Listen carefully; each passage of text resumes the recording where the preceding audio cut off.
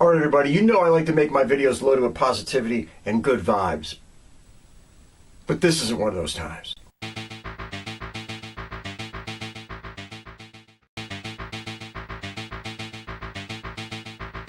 Okay everybody, today I'm taking a look back at the 12 times franchises jumped the shark. You know what that means. It's when they went past the point of no return. They did something so stupid and so ridiculous, it took it from one thing you always loved and turned it into another thing where you're like, oh my god, can this franchise ever recover? So, before we go any further, let's dig into this and let's hit the list. And by the way, somebody said to me not too long ago, hey, I like your reviews, but man, you got a real potty mouth and you do a lot of swearing and stuff like that. It kind of ruins everything. If that kind of thing bothers you, then you better clearly shut this video off right the fuck now. Okay, we got Jason X from 2001. Talk about a motion picture that jumped the shark. Now I know what you're thinking. You're thinking, my god, dude, with all the things they did in all those Friday the 13th movies, this is the one that got to you?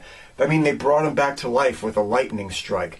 The baddie went from the mommy to the son that was dead, and he went from a guy with a sack over his head to a bodybuilder with a hockey mask. But this is what did it? Yes, Jason X did it. I can't even pick out a part of this movie, which I can do in any other movie. And this one I can't, because it's literally the whole goddamn premise.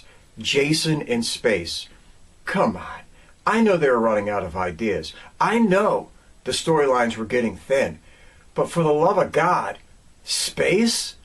Manhattan was even stupid, but shit, we can roll with it. At least it was on planet Earth. But Jason in space, you knew there was nothing they could do in reboots. There was nothing they could do with Jason versus whoever that was going to wipe the stain off of shooting Jason into space. It just wasn't going to happen. It just wasn't going to happen. It wasn't going to go away. Alright, we got 2002's Halloween Resurrection. Yes, there was a million times before Halloween Resurrection when the franchise jumped the shark. I admit that. I'll give you that. Yes, they should have never made anything after the first. Well, except for the third, but that's a whole different special issue. Yes, I know the franchise was fucked long before it ever hit Halloween Resurrection. But literally, for one scene and one scene only, Busta Rhymes front kicking goddamn Michael Myers out of it. I mean, are you shitting me? Busta Rhymes going all taekwondo on Michael Myers and sending his ass for a fucking loop? No. No. No. It's not forgivable. It will never be forgotten. It destroyed that movie. Yes, it was wrecked long before that. The masks kept getting shittier and the directors kept getting worse. We get it. But Busta Rhymes, we got no problem with. But front kicking Michael Myers on his ass? No. Just no. 2007's Live Free or Die Hard. You know what scene I'm going to talk about. You know where I'm going to go. John McClane himself, hanging on to a fucking Harrier jump jet, spinning in circles the whole nine. He came off a bridge, he landed on a fucking jet and just hung on and did his bit. I mean, really? Can it get any stupider than that? As goofy as part 2 started getting, you know, when he hits the ejection seat and goes into the air and the whole nine, you almost forgave it because it seems completely fucking plausible compared to what you witnessed in Live Free or Die Hard. That movie was shit. That scene was ridiculous. Oh yeah. 2003, Terminator Rise of the Machines. Now I know what you're thinking. You're thinking, come on, there was bigger sins committed against the Terminator franchise. I mean, Dark Fate committed them all in one motion picture. Taking out the main reason you watched the entire franchise, throwing everything you ever cared about into a dumpster fire, just destroying everything, every character arc, everything out the window, laid to waste. But let's face reality.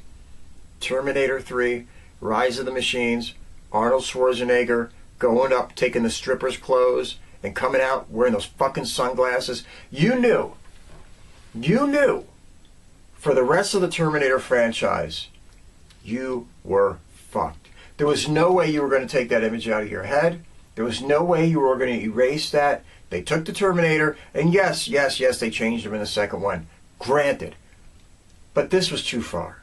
And you knew, when you saw that movie in this motion picture, it was over. I remember seeing it. I sunk down in my chair. I said, Jesus, if it wasn't for the 950 I just blew, I'd fucking probably walk out of this place.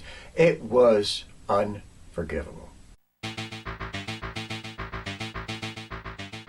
2008's Kingdom of the Crystal Skull. That Indiana Jones flick, well, we all wished it never took place. And you knew it right off the get-go. You know what I'm going to bring up. The refrigerator in the nuclear blast scene. It was ridiculous. It was stupid. Yes, this whole goddamn series was loaded with over-the-top stuff. We get it. He jumped out of a plane on a river raft and just went down a goddamn waterfall with it. We get it. We get it. But a nuclear blast, a refrigerator flying through fucking space, and the best part was the little groundhog or whatever that thing was, just checking him out and kind of like giggling, laughing, whatever it was doing as it was staring at him when he came out of the refrigerator. You knew, once you saw that, this motion picture was over, and you knew where the rest of it was going to go. 1997's Alien Resurrection. Yes, Alien 3 had a lot of flaws. It really did. I mean, we know they were putting Fincher through production hell making that motion picture, and it didn't come out to be what we wanted. And come on, when you kill Hicks, and you kill the girl, off screen, the whole thing, it sucked. It really bummed us all out. But that thing now looks like a masterpiece compared to Alien Resurrection. A motion picture where they tried to turn it into some kind of comedy. And the scene that blew it was a bunch of scenes. And the scenes that blew it all had Jeffadea in it. Come on. Every time he looked into the camera, it was comedy. Every reaction he had, it was comedy. It was unbelievably stupid. And as you sat in the motion picture theater watching this motion picture, you were like, what the hell have they done to the Alien franchise? What director did they turn this piece of shit over to? And why am I even here? I mean, I'm not even going to get into the whole alien birth fucking scene and all that kind of shit. It was horrific from top to bottom. But for me, as soon as Jeffadea started doing those scenes, I'm like, nope, this is over. 1985's Rocky IV. I know Rocky IV is beloved to a lot of people. I really get it. It's awesome because it has the Dolph Lundgren in it. I get it. But this movie was loaded with flaws. And I know what you're thinking. He's going to pick on the goddamn robot. He's going to shit on the goddamn robot. No, I'm not. As dumb as that was, as ridiculous and out of place as it was, as stupid as it was, I'm not going to do that. No. I'm going to pick on the scene that should have been ripped out of that motion picture and editing, and it definitely should have been taken out of the new version of it, Drago versus Rocky, Rocky with Drago, whatever that Stallone just put together. When Ivan Drago lifts up that one Politburo member, manager, whatever the fuck that guy was, I can't get the words out of my face at this point, and did the almighty one-handed body lift and said, Das Jedi! Das Jedi! Whatever the fuck he's yelling at the guy, you're like, we just went so far into the world of the impossible. We went so far into the world of the ridiculous. This isn't even part of the fucking Rocky franchise anymore. I don't know what they were thinking. I don't know what they were doing, but that somehow survived even in the new director's cut of this thing. That scene stays, and you're like, that could never, would never, and beyond is physically impossible of ever fucking happening. So, thank God, 2 movies later, when Rocky Balboa came out, it righted the franchise. It fixed it. It was a great motion picture. Because God knows Rocky IV and Rocky V fucking suck. 1991's Highlander 2. I love Highlander. The first movie, not the TV shows and the 38 sequels and all the other shit it turned into. I love the original movie. Yeah, it's a little goofy. No, it's not perfect. But you knew 2 seconds in to go in to see Highlander 2, which I flew out there to see because I'm like, it's Highlander 2.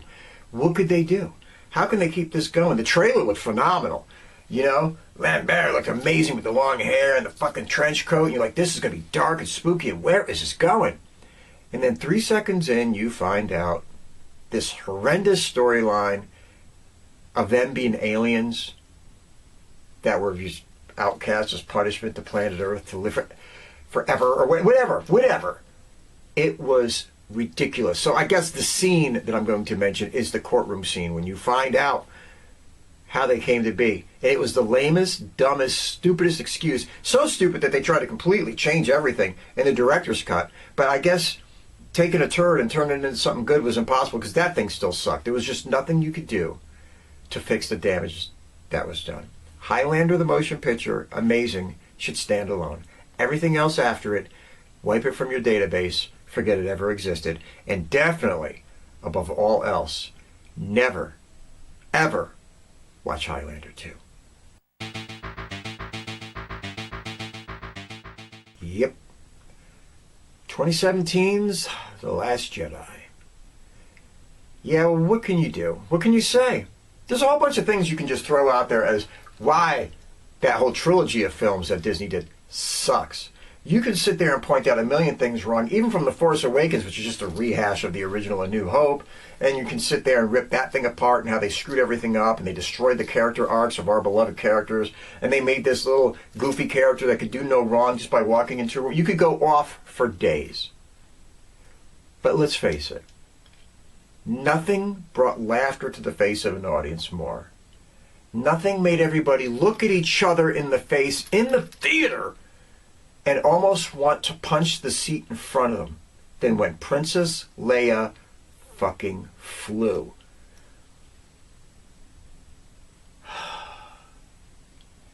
We walked around for a while just going, shh, making fun of that. Who thought of that? How did that make it past? I know that Johnson's flicks sucked, and I know the fact that friggin' JJ2 flicks were horrendous, but how did that scene actually make it in there? Didn't anybody just break the fuck up laughing during the screening and say, dude, no. Somebody, a lighting guy, a food service dude, had to break up when they seen that shit and said, guys, no. But they did it anyway. They didn't care. So beyond being a trilogy of flicks that is just horrendous, bad, the story you're telling is shit, that one scene will stay with any of us forever. This is where the pain really begins. These next three is where the hurt really kicks in. We're talking 1996's Escape from L.A. I, as all of you know, am a John Carpenter fanatic. My favorite actor, along with Eastwood, is Kurt Russell. And one of my favorite motion pictures of all time, top 10 without any hesitation, is Escape from New York. Easily. Possibly top 5. Easily. I love that movie. Snake Plissken shirts adorn me all the time. I love Escape from New York. And the idea that when I ran out to the theaters expecting to see the next adventure of Snake Plissken, I got served up with a carbon copy of the first motion picture, just done stupidly. And if there's one scene that sums it all up, that just puts it into proper perspective right from the get-go, where you knew you were in for shit. Yes, Snake surfed. Charlie doesn't surf, and neither does Snake fucking Plissken, okay? You don't do it. You don't do it. You don't have him out there with the Fonda doing high fucking fives, riding surfboards down the middle of an aqueduct or something. Like this is just something they do every other weekend, and they're just like a couple of surfer dudes. So if there's anything that Snake Plissken never represented, it was the surfer dude, you know? That is not what he is. That's not what he should have been doing. And how they put that in this motion picture, how Carpenter came up with it, maybe Russell did, I don't fucking know, but it sucked. And it just smacked me in the face with, oh my God, they took one of my beloved characters and they made him look like a dick. And I'm going to wipe this from my mind and pretend this never happened. I still love all Carpenter's movies. Kurt Russell is still the man. But that movie and that scene should be forgotten. 1989's Star Trek: The Final Frontier. The disaster of all the Star Trek original cast motion pictures. Because God knows all the new Star Trek motion pictures are actually way worse. Way worse. Shockingly worse. All that J.J. Abrams shit is trash. Trash. I can't even watch it. It's just trash beyond any semblance of belief. But among the original cast movies, this one shines above all the others as the mistake that never should have taken place. And if there's a scene in this motion picture that surely says that they did not give a shit, was the elevator shaft scene. See, Star Trek, beyond being a great human drama, almost an operatic drama in space, we are talking about it tried to keep some semblance of reality, if you will, seriousness, playing by its own rules, call it whatever the fuck you want. It tried to always stick with some degree of logic. In that elevator shaft scene, where they're completely going for gags, and you see the deck levels go by, 12, 24, 38, 72, 95. Any dick that watches Star Trek knows that the Enterprise is so many decks tall. And as they're going up the elevator shaft, you know what I mean, that you would have to hit like 8 or 9 Enterprises on top of each other just to hit these numbers. It was stunningly disrespectful to the fans. It was amazingly a kick in the gonads to everybody who loved that franchise. And how nobody sat back, not a studio head, not Nimoy, not anybody, and said to Bill Shatner, you can do any dumb fucking thing in this motion picture you want. But you son of a bitch, you're taking out that gag. You're taking it out. You're getting rid of it. I don't give a fuck what you do. I'll walk off the set. If I was Nimoy and I turned around and I seen like Deck 72 or sitting written on a goddamn wall behind me, I'd be like, I'm fucking going home. I'm fucking going home. I'm not even going to show up. Fire me. Start the production over. Put Deck 9 on it. We'll talk. But if you're going to sit here and have that shit written on there, no. Fuck you, Shatman. Fuck you. And I'll tell you now, I love William Shatner. I've been to speaking events of William Shatner. He's great. But what they did in that motion picture, no. No. He should have known better.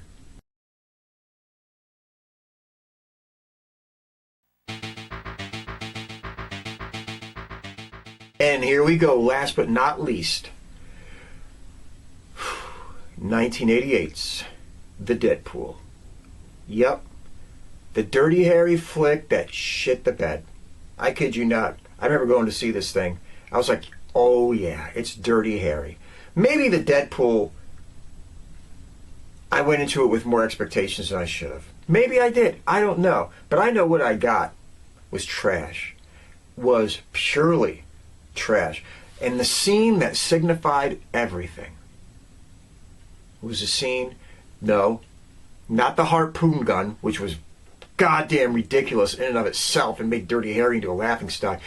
But he shot a rocket launcher like back in the 70s when he was in The Enforcer. I don't care. That at least came across as semi-believable. But the harpoon gun? But that wasn't what it was. No. It was Dirty Harry running through the streets of San Francisco from a toy remote-controlled car. I've seen some shit, folks. I've seen them take beloved characters before, whether it was Han Solo, no matter who it was, and just say, I'm going to fuck with this guy. I'm just going to make it dumb. But when they had Dirty Harry Callahan running from some guy chasing them in a real car, but controlling a little teeny expensive remote control car, like in the movie Runaway or something, which was a futuristic flick, and I let that shit go. That was a good flick. But this is Dirty Harry. Dirty Harry was the grit of the city. It was supposed to be the realism of the streets. The good, the bad, the violent. It was all in Dirty Harry movies. And somehow, we have Inspector Callahan himself, Dirty Harry with his big old 44, running from a toy fucking car. I rest my case. Alright everybody, that was it. Just wanted to make a quick video. As we all know, it's the holiday season. I didn't really have a chance to do a full-blown video and the whole thing. So, this is where I wound up. I just wanted to do a little bit of a special edition out there, something I could knock out fast, but keep something for you guys to watch and maybe have a laugh at. Anyway, be good. Take care. Stay out of trouble. Always be kind to a stranger. Always take care of a friend. And above all else, under no circumstances at all, by anyone, at any time, take any bullshit from anybody. See you soon. God bless.